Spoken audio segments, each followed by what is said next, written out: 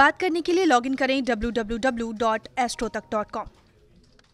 Hello everyone, कैसे हैं आप सभी। बहुत बहुत स्वागत है आप सभी का एस्ट्रो तक चैनल में। आप हमारे इस चैनल पे सारे वीडियोस देखने के लिए हमें सब्सक्राइब कर सकते हैं।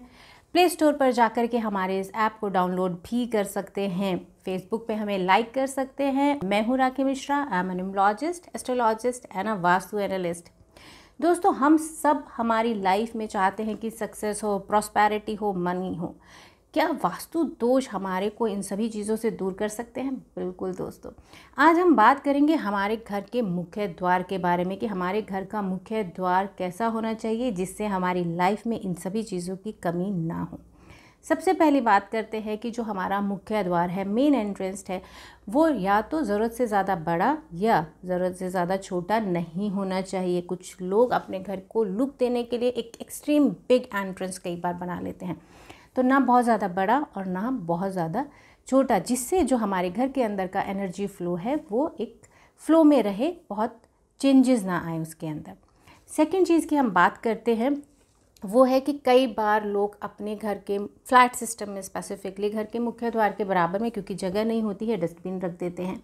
आप कोशिश करिए कि जब आपका जो स्वीपर है वो आता है कूड़ा उठाने के लिए, तभी आप बस दरवाजे पे थोड़ी देर के लिए उसको रख दें, अदरवाइज़ आप ऐसा ना करें।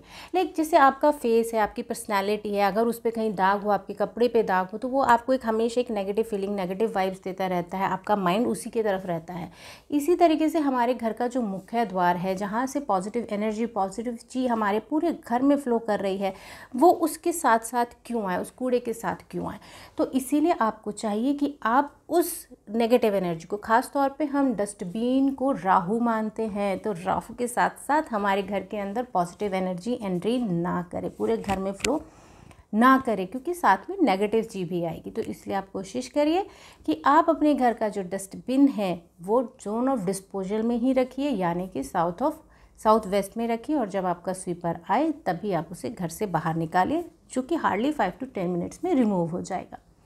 थर्ड पॉइंट की हम बात करते हैं कि आप चेक करिए, अगर आप घर के ग्राउंड फ्लोर पे रहते हैं तो आपके घर के बाहर कोई पोल, कोई इलेक्ट्रिक पोल, कोई बड़ा पेड़ तो नहीं है जो आपके घर के अंदर आने वाली पॉजिटिव एनर्जी को, पॉजिटिव जी को रोक रहा हो।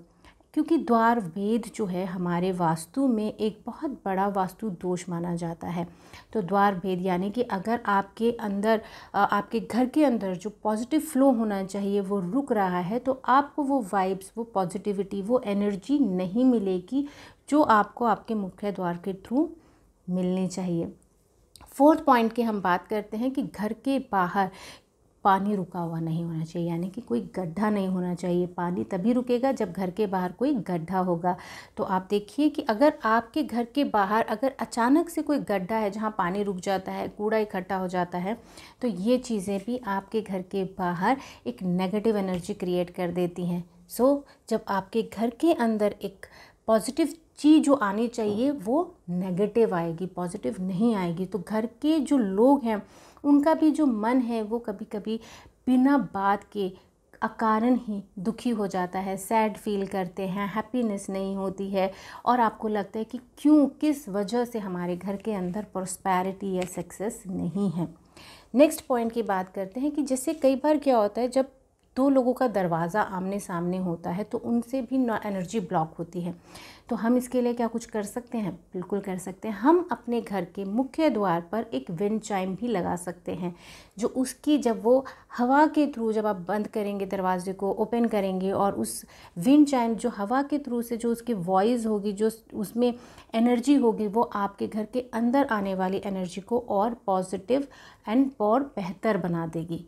तो ये बहुत छोटे छोटे से पॉइंट्स हैं जिनसे हमारे घर का वास्तु दोष कई बार अनजाने में ही सही, लेकिन हम अपने घर के अंदर कई वास्तु दोष क्रिएट कर लेते हैं। तो दोस्तों, इन छोटे पॉइंट्स का ध्यान रखिए और अपने घर के अंदर पॉजिटिव एनर्जी, पॉजिटिव जी को इनवाइट करिए, जिससे कि आपके पास आपके लाइफ में सक्सेस, प्रॉस्पेरिटी और मनी का भी आगमन हो। Thank you so much.